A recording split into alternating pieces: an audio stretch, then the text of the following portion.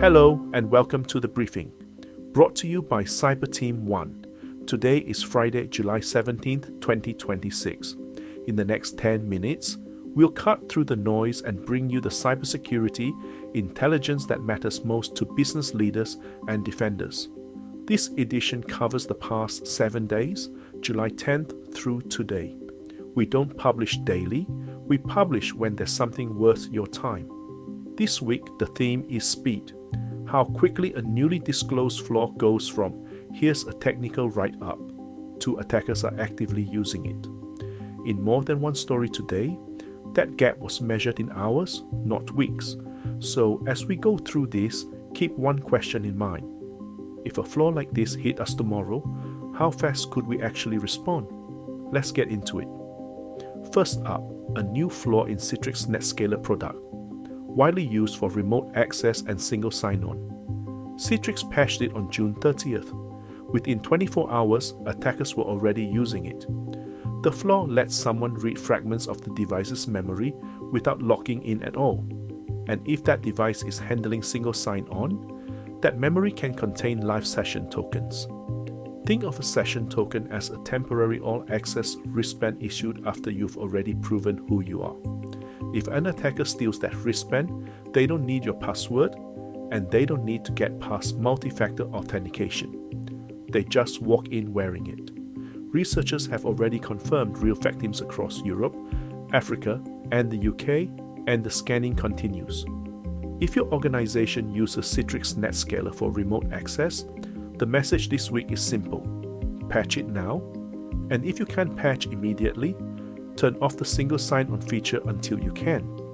Next, a deadline story. 2 weeks ago, we told you about serious flaws in SonicWall's SMA1000 remote access devices, the kind of equipment that lets staff and contractors connect into a company network securely. SonicWall issued emergency fixes, and the US government gave its own agencies a hard deadline: patch or disconnect these devices by today, July 17th. If your organization uses this equipment and hasn't acted yet, today's deadline is a useful nudge, even though you're not a government agency.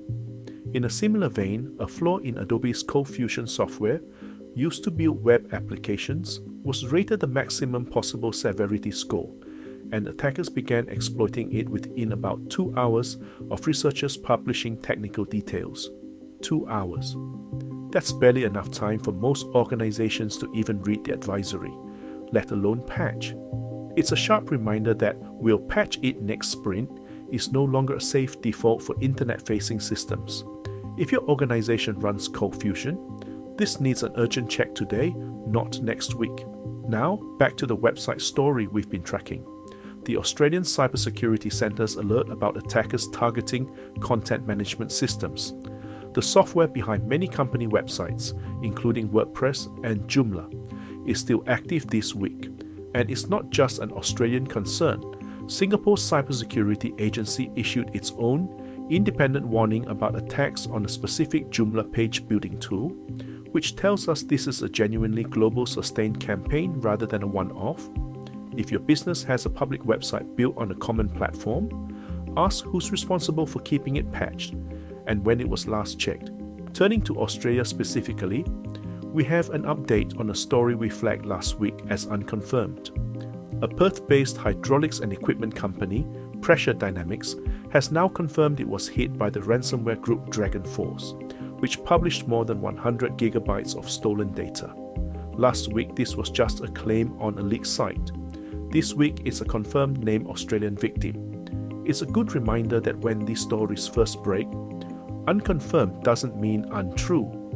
It often just means not yet. In the United States, a company called TriWest Healthcare Alliance, which manages health benefits for military families under the TRICARE program, disclosed a breach affecting close to 12,000 people. What's notable here isn't the size, it's the timeline.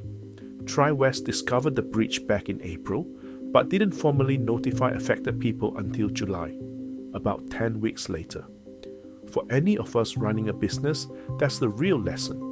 It's not just about whether you get breached, it's about whether your organization can actually meet its notification deadline once you have been. That's worth testing before it happens for real. Closer to home again, New Zealand's cybersecurity agency reported a rise in what it calls highly significant incidents. 3 of them in the first 3 months of this year alone, the first time that's happened since 2021. Financial losses linked to these incidents also rose sharply. If your organization has any operations or shared supplies across the Tasman, that's relevant context for your own risk picture. Now, a piece of research worth pausing on, because it changes how we should think about ransomware generally. A major security vendor released its annual ransomware report this week, surveying over 2,000 organizations that had actually been hit. The headline finding, nearly 80% of ransomware attacks now start with a compromised identity, a stolen password, a phish login, rather than a software vulnerability being exploited. That's a real shift. For years, the advice was, patch your systems. That's still true, as today's episode shows. But increasingly, the front door attackers are using isn't a software flaw at all, it's a person's login credentials. And here's the twist, in most of those identity-based break-ins, multi-factor authentication was actually in place. It just wasn't covering every system, or attackers found a way around it. The lesson for leaders is that having MFA somewhere isn't the same as having it everywhere. So, to bring it all together, this week's pattern was speed. Vulnerabilities in Citrix, SonicWall, and Adobe systems were all attacked within hours to a day of becoming public. Identity, not software flaws, is now the leading cause of ransomware.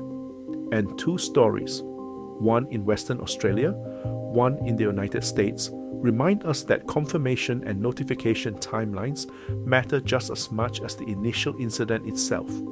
If you take away one action item from today's briefing, make it this. Check today whether your organization runs Citrix NetScaler, SonicWall SMA1000, or Adobe ColdFusion. And if so, confirm those systems are patched. Given how fast attackers move this week, that's not a task for next month. That's it for this edition of The Briefing. Stay alert, verify the facts, ask the hard questions, and we'll see you in the next one.